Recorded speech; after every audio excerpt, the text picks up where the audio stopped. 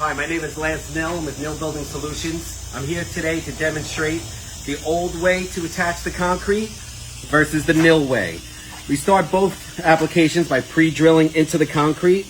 Then whatever object we're going to attach to the concrete, this is the old way. We screw down. And then the more we tighten, the more stress we are now putting on the concrete. Also, water now can migrate underneath this bracket and into the hole that we created when we drilled for the fastener. Now I'm going to show you the Nill way. The MB3C, our concrete anchor, has a waterproof threaded port.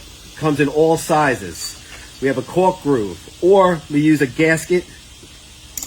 In this case, we're going to use the gasket, and now I'm going to show you the Nill way.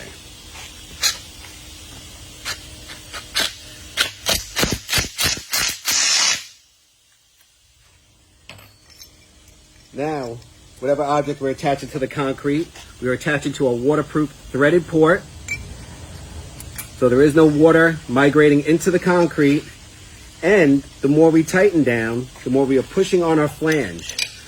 We are causing zero stress on the concrete from over tightening. We actually become stronger with no stress on the concrete.